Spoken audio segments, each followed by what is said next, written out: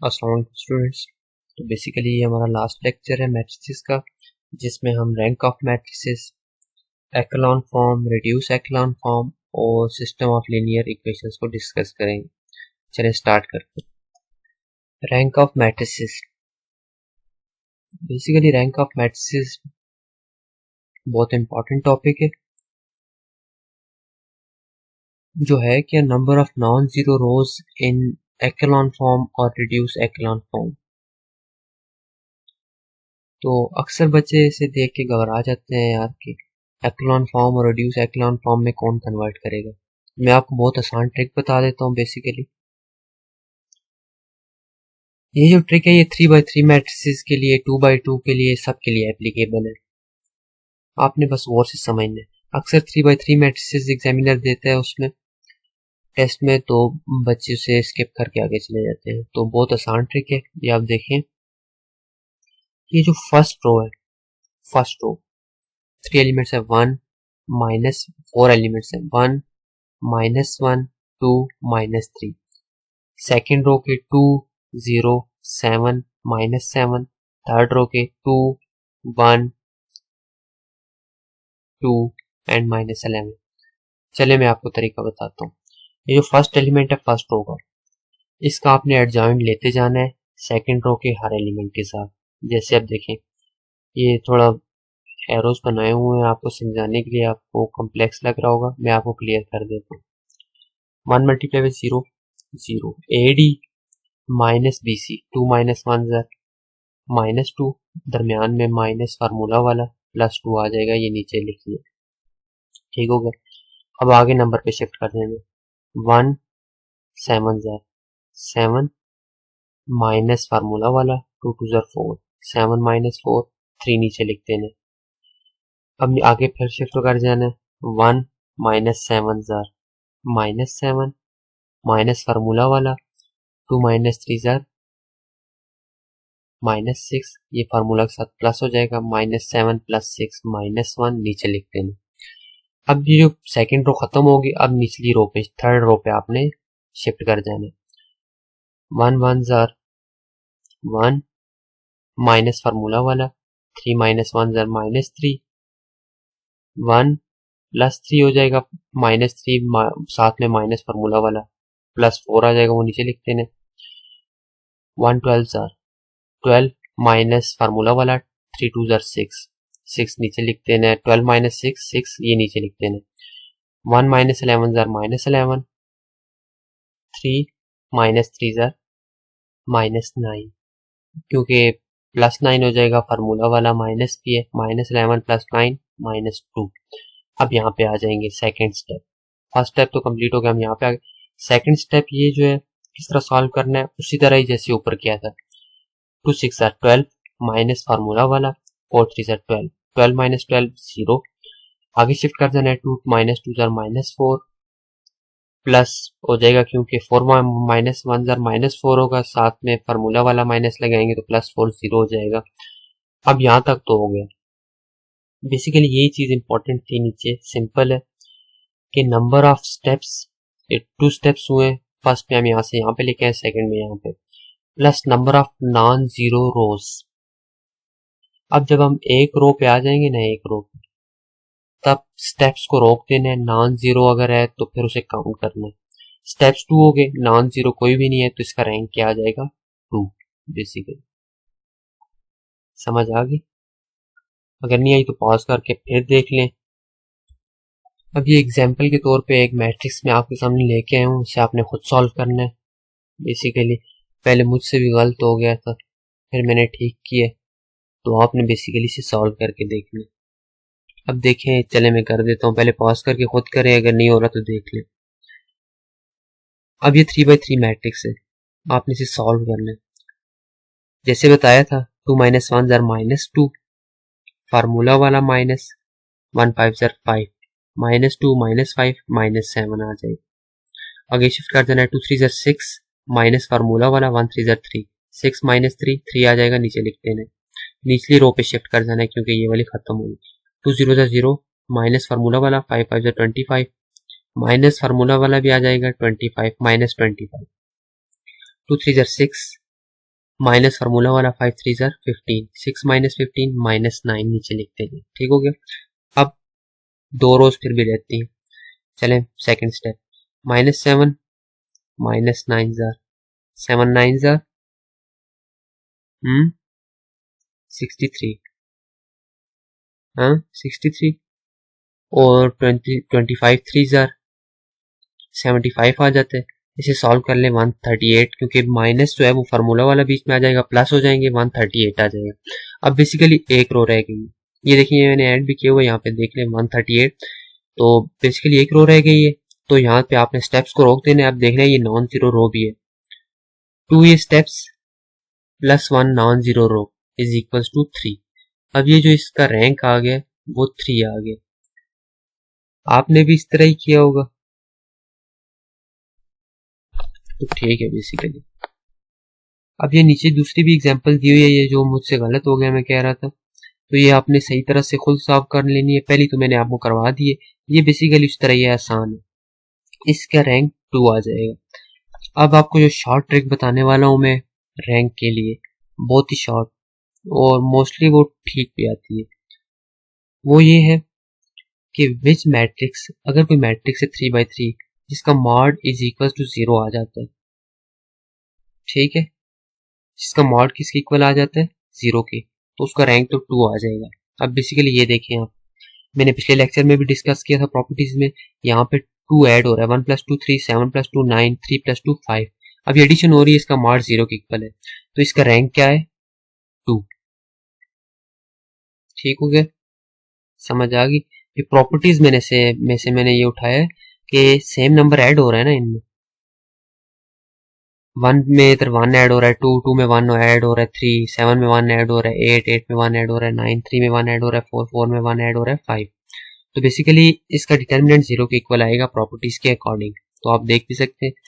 तो इसका रैंक, ऐसी मैट्रिक्स इसका डिटर्मिनेंट 0 के इक्वल आए तो उसका रैंक तो 2 होगा, अगर जिसका नहीं आता तो उसका रैंक 3 होगा। बेसिकली ये शॉर्टकट ट्रिक है रैंक की। रैंक तो समझ आ गई, अब एक्लॉन फॉर्म की तरफ आ जाते हैं। Below leading element in column all entities are 0। ठीक हो गया, लीडिंग एलिमेंट के नीचे कॉलम में तमाम एंटिटीज क्या होनी चाहिए 0 होनी चाहिए। लीडिंग एलिमेंट कह रहे हैं मेज 1 भी हो सकता है, 0 भी हो सकता है, और 2 3 4 5 कुछ भी हो सकता है। कुछ बोर्ड ऐसे हैं जिनमें कहते हैं कि सिर्फ 1 होना कंपलसरी है, कुछ में कहते हैं कि नहीं और भी हो सकते हैं। तो जो ट्रू है सब में वो ये है कि कोई भी नंबर हो सकता है, जरूरी नहीं है कि 1 हो। Number of non zero rose increase, यानी कि रो बाय रो जो जीरोस हैं वो इंक्रीज होने चाहिए, तब एक्लॉन फॉर्म में होगी मैट्रिक्स। ठीक हो गया, आगे चलते हैं। और एक और जो इम्पोर्टेंट पॉइंट, कि जो जीरो है, जीरो वाली रो वो मस्ट लास्ट पे होनी चाहिए। ठीक हो गया, वो क्या होनी चाहिए लास्ट पे होनी चाहिए। ये कुछ इंपॉर्टेंट पॉइंट्स हैं एक्लॉन फॉर्म के, ये आपने जरूर याद रखने। ठीक है, पहला क्या कि लीडिंग एलिमेंट के नीचे कॉलम में तमाम एलिमेंट 0 होने चाहिए, number of non zero rose increase होनी चाहिए, number of non zero rose increase, and जो 0 वाली रो है वो मस्ट बी ऑन लास्ट, और 0 जो है वो रो बाय रो इंक्रीज होने चाहिए। अगर पहली रो में 1 0 है, दूसरी में 2 होने चाहिए, तीसरे में 3, अगर 3/3 रो है। अगर एक रो ऐसी है कि जिसमें सारे 0 हैं तो वो मस्ट बी ऑन लास्ट। तो ये पॉइंट्स थे जो मेन एक्लॉन फॉर्म के, ये आपको याद होने चाहिए। आगे बढ़ते हैं रिड्यूस एक्लॉन फॉर्म की तरफ। रिड्यूस्ड एक्लॉन फॉर्म में कहते हैं कि all above and below leading element entities is equal to 0। कह रहे कि एक्लॉन फॉर्म में तो सिर्फ लीडिंग एलिमेंट के नीचे 0 होने कंपलसरी थे। अब रिड्यूस एक्लॉन फॉर्म में बिलो एंड अबव दोनों लीडिंग एलिमेंट के जो एलिमेंट्स हैं उनका 0 होना जरूरी है। और लीडिंग एलिमेंट की डेफिनेशन लिखी हुई है कि first entity in row is non zero, यानी कि रो में कोई भी पहली जो एंटिटी होगी जो नॉन जीरो होगी वो लीडिंग एलिमेंट होगा। ठीक हो गया, ये थी रिड्यूस एक्लॉन फॉर्म। बस इसके यही कुछ मेन पॉइंट्स थे, ये आपने याद रखने। अब नीचे कुछ एमसीक्यूज हैं, इनकी तरफ आ जाते हैं। कह रहा है कि total number of possible matrices of order 2 × 2 with entity with entry 2 और 0, यानी कि 2 और 0 जो है वो एंट्री जोन की 2 और 0 के अलावा कोई भी नंबर जो मैट्रिक्स में यूज ना हुआ हो और उसका ऑर्डर 2/2 हो। तो बताएं कैसी कितनी मैट्रिसेस पॉसिबल है। इसका शॉर्टकट फार्मूला ये है कि 2 की पावर n। अब इसमें हमारे पास बेसिकली हमने एंटिटीज को देखना है। 2 क्रॉस 2 है, इसको मल्टीप्लाई कर देंगे, 4 एंट्रीज हो जाएंगी हमारे पास।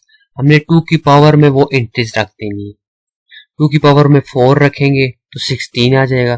तो बेसिकली ये करेक्ट आंसर है। ये बहुत कम ऐसे एमसीक्यूज आते हैं, पर मैंने देखा था कुछ एंट्री टेस्ट में ये आए हुए थे, तो मैंने यहाँ पे डिस्कस कर लिया आपके साथ। ओके, अब दूसरे एमसीक्यूज की तरफ आ जाते हैं कि A and B are 2 invertible matrices, यानी कि जिनका इन्वर्स एग्जिस्ट कर सकता है। Then which of the following is not correct, तो कौन सा ऑप्शन जो है वो करेक्ट नहीं है। अब पहला आप देख लें option, adjoint of A is equal to A determinant inverse of A. ये बेसिकली वही फार्मूला है इनवर्स का। ए यहाँ पे मल्टीप्लाई हो रहा है, डिटर्मिनेंट इसको इस तरफ ले आए, डिवाइड हो जाएगा 1 by determinant of A into adjoint of A. ये तो ठीक हो गया। अब डिटर्मिनेंट ऑफ ए इनवर्स और ये इक्वल है डिटर्मिनेंट ऑफ ए की पावर इनवर्स। ये बेसिकली मैंने आपको पहले ही बताया था, ये इस तरह पॉसिबल है। A B whole inverse is equal to B inverse A inverse. ये बेसिकली एक प्रॉपर्टी है, ये आपने याद रखनी है, ये भी करेक्ट है। अब ये जो आखिरी रह गया ए प्लस बी का whole inverse is equal to B inverse plus A inverse, ये बेसिकली रॉन्ग है, ये करेक्ट नहीं है। तो डी हमारे पास मार्क करेंगे। कह रहा है ये मैट्रिक्स है, इसकी ए की पावर 5 क्या होगी। अब इसे 5 दफा मल्टीप्लाई करें तो हमारे पास ये सी ऑप्शन बनता है। बेसिकली ये वैसे मैंने आपको बताया पीछे हमने, क्योंकि आइडेम्पोटेंट नीलपोटेंट मैट्रिसेस पढ़ी थी, तो इस तरह के एमसीक्यूज बहुत कम आते हैं, तो इसे स्किप करते हैं। बेसिकली कह रहे ए determinant is always dash if A is orthogonal matrix. Orthogonal matrix क्योंकि हमने डिस्कस नहीं की, क्योंकि इंपॉर्टेंट नहीं है आपके लिए, तो सिंपल ये एक एमसीक्यूज मैंने एंटी टेस्ट किप्स की बेसिकली बुक में देखा था, तो ये बेसिकली प्लस माइनस 1 आ जाता है। ये आपने सिंपल याद रखना है, और ऐसे एमसीक्यूज अब आते नहीं है किसी एंटी टेस्ट में। अभी जो अगला एमसीक्यूज है इसे स्किप कर दें, क्योंकि ये आपके लेवल का नहीं है। ये बेसिकली बहुत पुरानी बुक में था, वैसे मैंने नोट किया था अपने उसके लिए। आप नीचे आ जाए इस एमसीक्यूज की तरफ, ये बेसिकली आपके लिए बहुत इंपॉर्टेंट है। ट्रेस ऑफ ए इनवर्स, ये हमारे पास ए मैट्रिक्स गिवन है, इसका ट्रेस ऑफ ए इनवर्स हमने निकालना है। तो ये किस तरह निकालेंगे। अब बेसिकली हमने क्या करना है, ट्रेस कहते हैं ये जो मैट्रिक्स हमारे पास गिवन है इसके डायगोनल एलिमेंट्स को ऐड करना। अब ये चूंकि स्केलर मैट्रिक्स या ये डायगोनल मैट्रिक्स है, बेसिकली स्केलर भी नहीं है, आइडेंटिटी भी नहीं है, डायगोनल मैट्रिक्स है, तो हमने इसका बेसिकली इनवर्स किस तरह निकालना है। इसका इनवर्स इस तरह निकालना है, पीछे हमने लास्ट लेक्चर में भी डिस्कस किया था। 3 को इनवर्स कर देंगे 1/3, 1 को 1/1, सिंपल रहेगा। 1/2 को 2 लिख देंगे उल्टा के इनवर्स करके। अब इन तीनों को हम ऐड करेंगे तो हमारे पास करेक्ट आंसर क्या आ जाएगा, 10/3। आप खुद कर लें, चेक करें हो रहा है तो ठीक है। 3 को 1/3 लिख देंगे, 1 इस तरह ही रहेगा, 1/2 को उल्टा करेंगे तो 2 आ जाएगा ऊपर। तो इन तीनों को हम ऐड कर देंगे 1/3 को प्लस 1 प्लस 2, तो ये बेसिकली हमारे पास 10/3 is the right answer. Trace of inverse क्या है, ए इनवर्स हो या सिंपल, अगर ए कहे तो फिर हमें सिंपल 3 + 1 + 1/2 करना है। अगर ए इनवर्स है तो इनवर्स मैंने आपको बताया हुआ है कि किस तरह निकालते हैं। ये डायगोनल मैट्रिक्स है, इसका इनवर्स करेंगे हर एलिमेंट डायगोनल का और उन्हें ऐड अप कर देंगे। चलते हैं नेक्स्ट एमसीक्यूज की तरफ। कह रहा है इफ ए इक्वल्स टू ए आई जे, एक एंटिटी है, इज अ 4/4 मैट्रिक्स। अगर लेट्स सपोज ए मैट्रिक्स है, ए वो 4/4 की है। सी आई जे इज कोफैक्टर ऑफ एलिमेंट, सी आई जे जो कोफैक्टर को डिनोट कर रहा है, ए आई जे इन डिटर्मिनेंट यानी किसी एलिमेंट के कोफैक्टर को मैट्रिक्स के अंदर डिनोट कर रहा है। Then expression a11 c21 plus a12 c2 plus a13 c23 plus up to so on is equal to dash. अब बेसिकली जो डिटर्मिनेंट होता है किसी मैट्रिक्स का, वो बेसिकली उस एंटिटी के साथ उसी का कोफैक्टर होना जरूरी है। और वो किसी एक बेसिकली कॉलम या किसी एक रो का भी होना जरूरी है। अब ये देखिए एंटिटी और कोई है, कोफैक्टर किसी और का है, तो ये बेसिकली 0 के इक्वल है, ये आपको भी पता होगा। चलिए मूव करते हैं नेक्स्ट की तरफ। सिस्टम ऑफ लीनियर इक्वेशंस, ये बेसिकली छोटा सा टॉपिक है, इंपॉर्टेंट है, बहुत आ सकता है कई एमसीक्यूज इसके एंट्री टेस्ट में रिपीट होते रहते हैं, तो देख लेते हैं इसे जल्दी से। अब एक इक्वेशन है हमारे पास a1x plus a2y plus a3z is equals to some constant k। अगर सम कांस्टेंट k है तो ये नॉन होमोजीनियस इक्वेशन है, अगर k1 k2 k3 0 के इक्वल है तो ये होमोजीनियस इक्वेशन है, ये बेसिकली सबको पता होता है। ऑगमेंटेड मैट्रिक्स वो होती है कि जिसके अंदर ऐसे स्लैश डाल के और साथ में कांस्टेंट सारे लिखे हुए हैं, ये भी बेसिकली आपको पता होगा। अगर इसको छोड़ दें स्लैश के अलावा तो फिर ये होती है कोफिशिएंट मैट्रिक्स, जिसमें ये सारे कोफिशिएंट्स होते हैं a1 a2 a3 b1 b2 b3 c1 c2 c3। अगर स्लैश डाल के साथ में ये ऐड कर दें तो ये कौन सी मैट्रिक्स बन जाती है, ऑगमेंटेड मैट्रिक्स। अब ये तो सिंपल सा था। अब जो मेन चीज है वो ये है, सॉल्यूशंस की तरफ आ जाते हैं। कॉन्सिस्टेंट और इनकॉन्सिस्टेंट। कॉन्सिस्टेंट वो होते हैं कि जिनके नीचे लिखा भी हुआ है, जिनका मॉड 0 के इक्वल ना हो, और इनकॉन्सिस्टेंट वो मैट्रिसेस जिनका मॉड 0 के इक्वल हो। इनकॉन्सिस्टेंट की एक कैटेगरी है नो सोल्यूशन, और कंसिस्टेंट की दो है unique and infinite solution.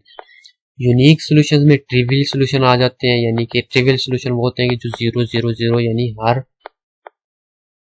Entity को एक्स वाई जेड जो है उसकी 0 वैल्यू बताए, और इनफाइनाइट जो होते हैं वो नॉन ट्रिवियल यानी कि मुख्तलिफ एक्स वाई जेड की सेम वैल्यूज नहीं आएंगी, मुख्तलिफ वैल्यूज आएंगी।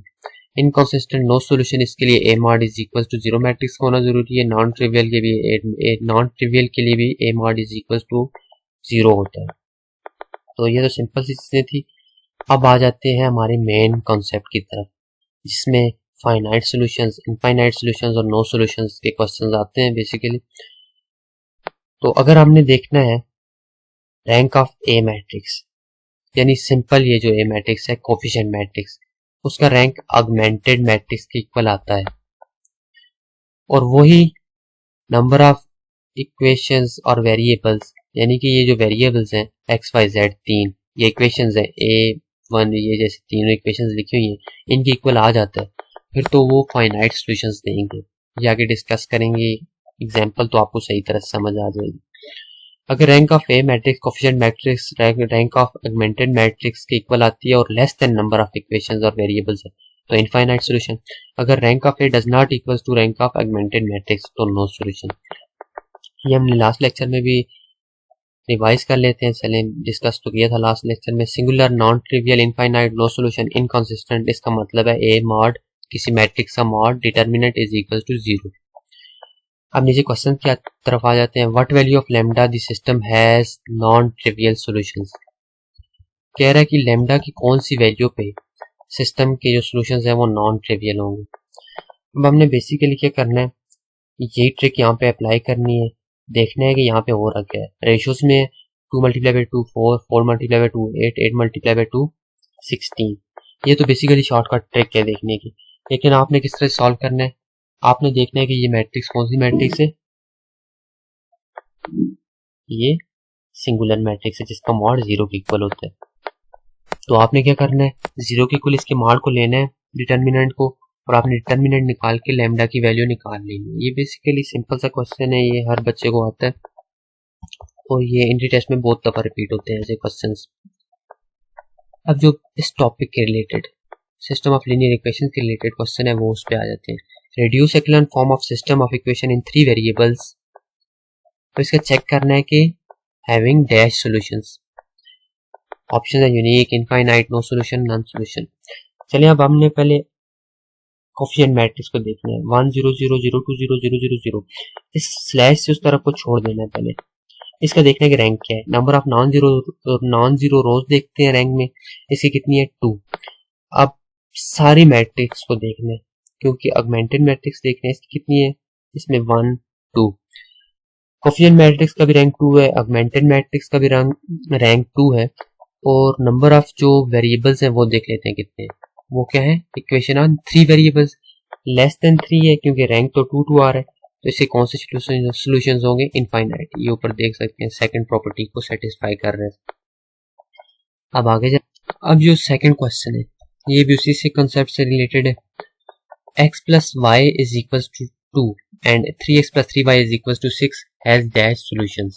अब बेसिकली ये हमने कोफिशिएंट मैट्रिक्स और ऑगमेंटेड मैट्रिक्स की फॉर्म में कन्वर्ट किए और इसके ऊपर एक रो ऑपरेशन लगाया है, तो ये एक्लोन फॉर्म में आ गई है। ये देख सकते हैं आप, r2 प्लस माइनस 3r2। अभी हमने -3 को r2 के साथ मल्टीप्लाई किए r1 के साथ बेसिकली, और फिर से ऐड कर दिया r2 में, तो हमारे पास ये एक्लोन फॉर्म में कन्वर्ट हो गई। अब हमने देखना है पहले कोफिशिएंट मैट्रिक्स के अंदर किसका रैंक क्या है। इसका रैंक है 1। ऑगमेंटेड मैट्रिक्स पूरे के अंदर देखना है किसका रैंक क्या है। इसका भी 1 लेस देन 2, क्योंकि 2 वेरिएबल्स हैं x एंड y। तो इसके कौन से सॉल्यूशंस होंगे? इनफाइनाइट, जैसा कि पीछे था पिछले क्वेश्चन में। अब इसकी ट्रिक क्या है? सिंपल ट्रिक मैं आपको बताता हूँ जिसमें टाइम न लगे। x plus y is equal to 2, 3x plus 3y is equal to 6। अब बेसिकली आप देखें तो इसमें सेम नंबर के साथ अगर इस 3 के साथ इस इक्वेशन को मल्टीप्लाई कर दें, 3x plus 3y is equal to 6, तो ये जो है ये दोनों सेम इक्वेशंस हैं। बेसिकली ये इनफाइनाइट पॉइंट्स पे एक दूसरे को मीट कर रही है। तो बेसिकली जहाँ पे लाइन दूसरी लाइन को इंटरसेक्ट करती है वो उसका सोल्यूशन होता है। अब ये इनफाइनाइट पॉइंट्स पे इंटरसेक्ट कर रही है, तो इससे कितने सोल्यूशंस होंगे? इनफाइनाइट सोल्यूशंस होंगे। Got it. नेक्स्ट क्वेश्चन की तरफ मूव करते हैं। x plus y is equal to 2, 3x plus 3y is equal to 0 has dash solutions. अब इसे हम ट्रिक के जरिए सॉल्व करते हैं। मैट्रिक्स के जरिए सॉल्व करना आपको आ गया, चलें ट्रिक के जरिए सॉल्व करते हैं। x plus y is equal to 2, 3x plus 3y is equal to 0। अगर हम इस नंबर में से 3 कॉमन ले लें इस इक्वेशन में से, तो x plus y is equal to 0 हो जाएगा। अब हम इसे माइनस कर दें अगर दोनों को, x से कैंसिल, y से वेरिएबल्स खत्म हो जाएंगी। अब ये साथ में मैंने हिंट के तौर पे लिखा भी हुआ है, अगर इफ इक्वेशन इज डिविजिबल और मल्टीप्लाई बाय एनी सेम और कांस्टेंट नंबर और constant, then the second equation same but constant does not equal, then variable क्या हो जाएंगे? खत्म हो जाएंगे। वेरिएबल तो खत्म हो जाएंगे क्योंकि हम कांस्टेंट यहाँ पे अगर हम कॉमन ले लेते हैं, x प्लस वाई रह जाएगा, वो तो कैंसिल हो जाएंगे, सिर्फ कांस्टेंट रह जाएंगे, वेरिएबल खत्म हो जाएगा। तो सोल्यूशन कहाँ से आएगा? सॉल्यूशंस कहते ही वेरिएबल्स की वैल्यूज हुए, तो no solution is the best answer. नीचे सॉल्यूशन की तरफ, निचले क्वेश्चन की तरफ मूव करते हैं। x plus 2y is equal to 2, 3x plus 3y is equal to 0। अब बताएंगे इसे कौन से सॉल्यूशंस हैं। बेसिकली इसे आप देखें तो ये बिल्कुल डिफरेंट टाइप का क्वेश्चन है। अगर हम इसमें से 3 कॉमन भी लेते हैं तो x तो कैंसिल हो जाएगा। बेसिकली जो 2y है, 2y, इसमें y की वैल्यू फिर भी रहती है। तो ये बेसिकली दोनों बिल्कुल डिफरेंट टाइप की इक्वेशंस है। सिर्फ एक पॉइंट पे इंटरसेक्ट करेंगी तो इनकी कितनी सॉल्यूशंस होंगी? यूनिक सॉल्यूशन, यानी कि सिर्फ एक पॉइंट पे इंटरसेक्ट करेंगी। तो ये था बेसिकली हमारा आज का लेक्चर। ये जो हमारा चैप्टर था मैट्रिसेस, ये बेसिकली सारा कंप्लीट हो गया। अपना ख्याल रखिएगा। अल्लाह हाफिज।